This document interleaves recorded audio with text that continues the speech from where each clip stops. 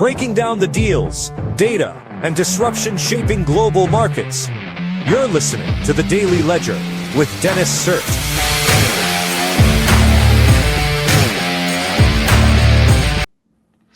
Hey folks, it is Wednesday, April 29th, 2026. You're listening to The Daily Ledger Show, and I am your host, Dennis Sert. Great to be here with you tonight.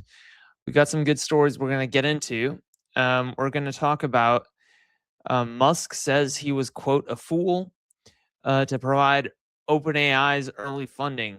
The split between China and Silicon Valley just got wider. Cursor is about to be acquired by SpaceX, hasn't yet.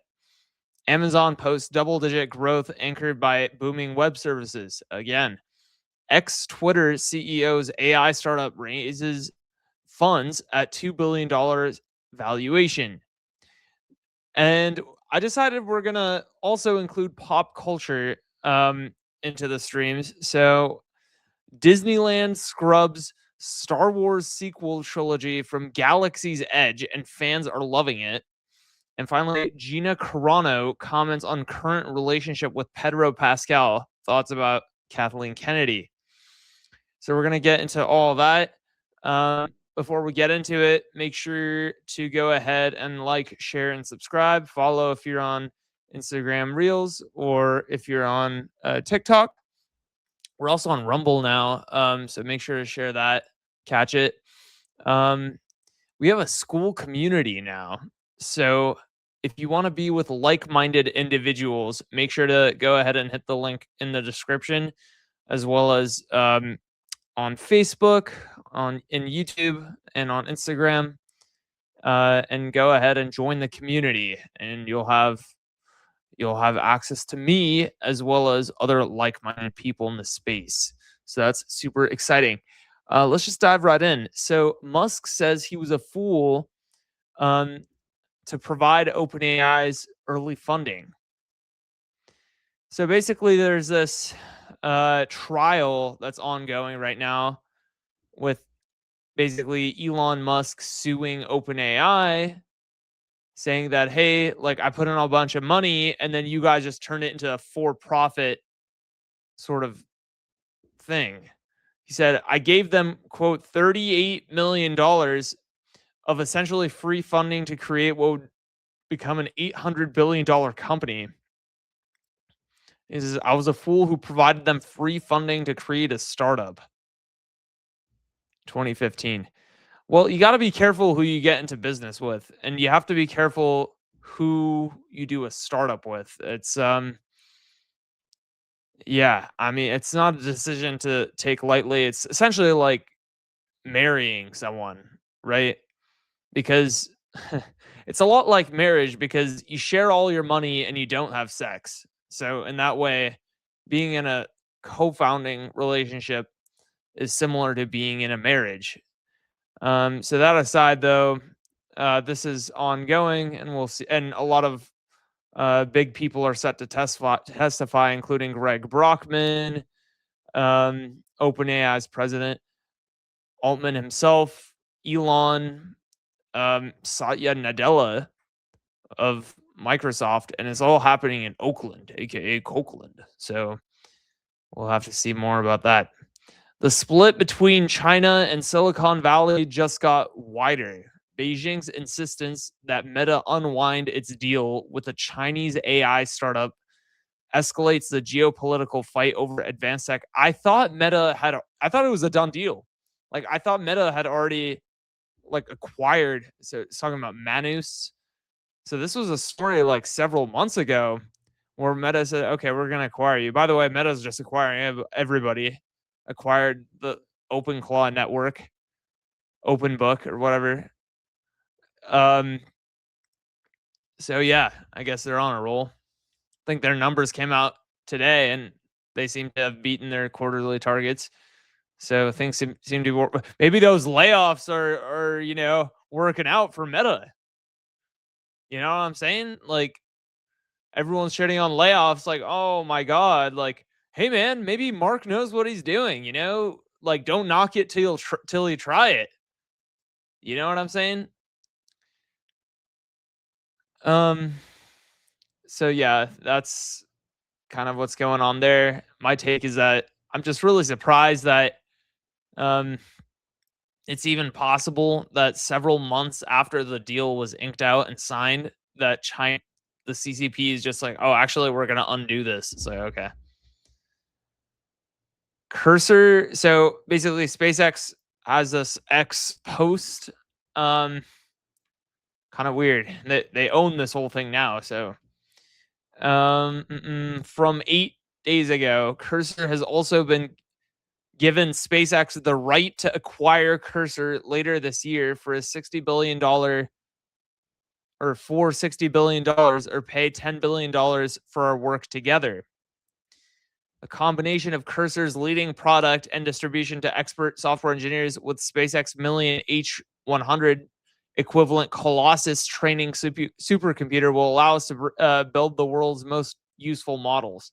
So this SpaceX XAI merge that which was several months ago, and then now they're they're about to go public now. They're about to IPO, and then now they're seemingly about to acquire Cursor as well. So this is going to be an absolute colossus, just absolutely gigantic. Of course, Elon's goal is to put 1 million people on Mars in order to get like his next pay package, which is just absolutely wild. So we'll see about that, but things are definitely picking up. Like if Claude can write itself, which was a story from again several months ago last year. If Claude can write itself, now imagine like SpaceX backed Cursor being able to like write better AI models. So that's kind of crazy to think about. Amazon posts double digit growth anchored by booming web services. The retail and computing and cloud computing giant beats analysts' estimates with 17% jump in revenue and sharp interest in net profit. Good. Good. Yeah, so it's funny because AWS has been consistently just doing super well for Amazon. Um, and what's funny is apparently, I guess AWS is so valuable that it caused OpenAI and Microsoft to like amend their deal where apparently like Microsoft Azure was going to have exclusive rights over ChatGPT's API, and then they were going to own like 49% of OpenAI, which they were doing for quite a bit of time there, pretty much since 2023. And then they saw that like, oh my god, OpenAI is kind of running around with multiple partners here, right? AWS, and then a whole bunch of other people. And so now they were kind of forced to amend their partnership, right? Because technically OpenAI was breaching contract by being with AWS. But yeah, Amazon seems to be doing well now. Revenue for the period rose 17% to 181.5 billion. Yeah. And Amazon just did an investment into Anthropic. Yeah, which was earlier this week. Yeah, so Amazon's big in this space. Twitter CEO's AI startup raises funds at $2 billion valuation. So I actually hate this because, I'll just say this. I took Elon's side in 2022, which there's no surprise there, when he went ahead and terminated all of these guys, all of the formerly Twitter's executives, right? So Parag Agrawal, was a CTO to Jack Dorsey, and then he became CEO for a very short amount of time, and then Elon came in, kicked him out. So this guy, he's just a piece of shit, deserves really nothing, no praise. I mean, honestly, if you're the CTO, you're just a bitch. You don't really do anything. You have zero clout. You have zero role in a startup. In a startup, you only want to be CEO or bust. So for that reason, I don't think he had a huge standing in Twitter at the time. And yet his, you know, his new company, Parallel Web Systems, just gets tons of money from like Sequoia Capital, whatever. And this isn't me seething. I'm just trying to explain that he's been given hella money. The startup's valuation is $2 billion. And then I took a look at the books. Apparently their revenue is only 1.3 million in ARR. Now, if you're not a startup person, this may seem like a lot, but this isn't actually that much, 1.3 million. So, to be honest, many startups that are founded by people who are like less than 25 years old, a lot of their goals are to hit $1 million in ARR or annual recurring revenue. And it's a goal that a lot of companies hit, especially now in 2026. I personally know of several companies and founders who have hit $1 million ARR. And so it's really funny because I was going through and it says, oh, like basically what I'm saying here is they're not making a lot of money. Just real quick to land that plane. Here's a company, Y Combinator W24, so my batch, called Lagora, formerly Leia, and they're making $25 million in ARR. Okay, so Parallel Web Systems has made 1.3 million. Okay, so 1 compared to 25. Now you'll say, okay, well, that's just one startup. Okay, well, let's look at Exa, which is another web search. So I guess Parallel Web Systems does web searching, but specifically for like enterprise customers. Exa, which is a competitor in the space, made $12 million compared to Parallel Web Systems $1.3 million in 2025. So 12 versus 1.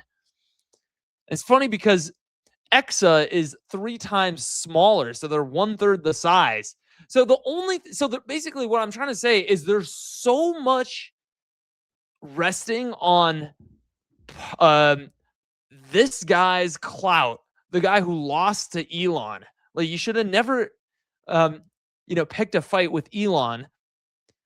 And look at this guy just acting so smug, like, oh, I'm the former CTO/CEO of formerly Twitter. And then he just gets tons of cash thrown at him, and he's only made $1.3 million for his company. It's like, shame on you. You need to give up. You need to dissolve your company, and you need to become a traditional software engineer. I think that's the best thing that Parag Agrawal can do at this point.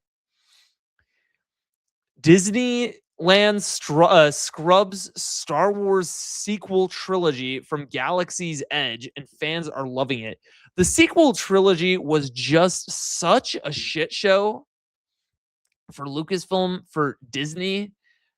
Honestly, the best thing that Disney could have done with the Star Wars IP is just simply buy it from George Lucas in 2012 and then just sit on it. Just make all of their theme park rides. Just make some like ancillary content based off of it, but don't like make new movies and stuff. So it's really, really bad. Apparently they're coming out with the Mandalorian and Grogu movie, and nobody cares about it. No one knows about it. It's just going to be a giant write-off for them. Just absolutely disgusting. Yeah, so apparently Disney knows that they screwed up. They royally screwed the pooch with the sequel trilogy. And so now seems like they've completely ripped out the sequel trilogy from Galaxy's Edge in Disneyland. So how about that? Gina Carano comments on current relationship with Pedro Pascal. Thoughts on Kathleen Kennedy from Geeks and Gamers. So this is really interesting to me because Gina Carano is an actress who was playing in The Mandalorian, okay? And her shtick is that in 2021, she became politically involved. And she started saying, like, oh, well, quote, I don't believe anybody can make your medical choices for you, right? So she's referring to like COVID vaccines, she's referring to masking. And then she said a few other things like that. And then she got fired by Disney. Well, now last year, she ended up, now that COVID has more or less completely blown over, right? Like it's just been memory hold completely. I haven't heard the word COVID since like forever, by the way. But what's funny is um Gina Carano actually settled after suing Disney in 2025, settled with Disney.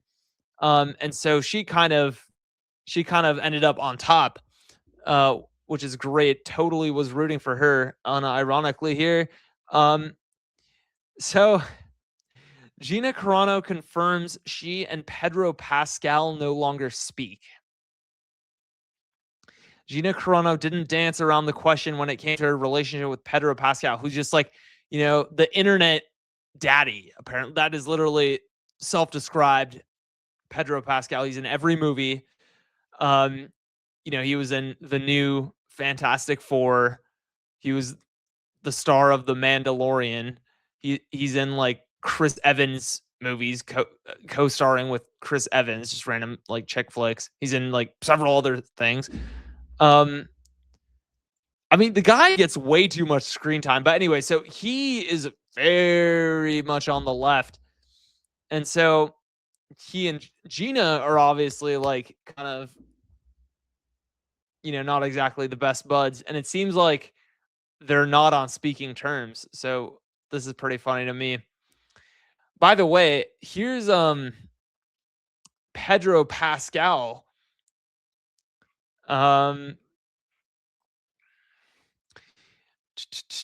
Here's a clip of Pedro Pascal if you haven't seen him. So let me go ahead and get this up here.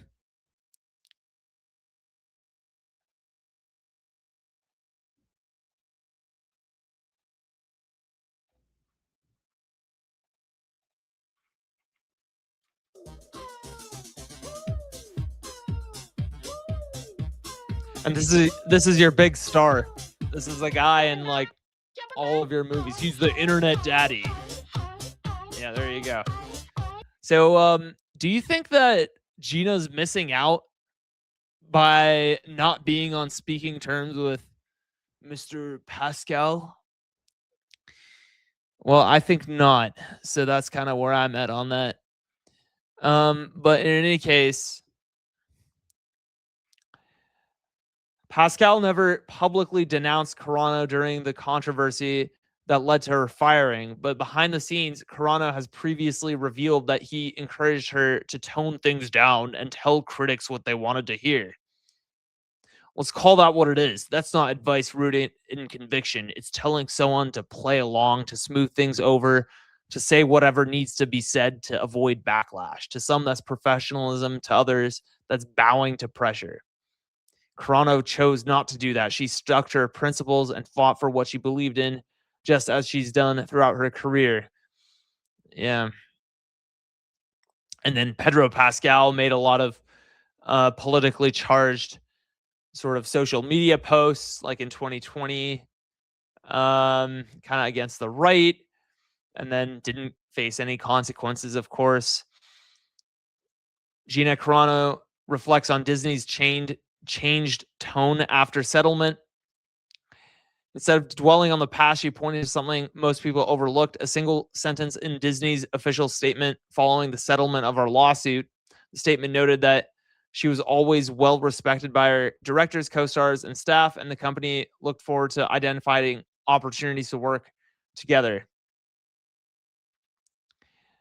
Yeah, nobody really picked it up, but it's such a remarkable contrast from that very first horrendous statement they had put out years earlier, where basically they kind of very violently kicked her out. I don't recall Disney really doing a lot at that time. This speaks leagues. Honestly, screw Disney. Gina has nothing to do with Disney. Looks like Gina went back to, I guess, boxing. She's big into her MMA fighting, so that's what she's doing now. But yeah, so anyways, we'll have to see what comes of that. That's all we got for today. Make sure to go ahead and join the school community, where again you'll find like-minded individuals following tech, AI news as well as pop culture. Make sure to share, like, and subscribe to the show. And same thing with all the clips and the shorts and TikToks and reels. And we'll see you guys on the next one. Peace.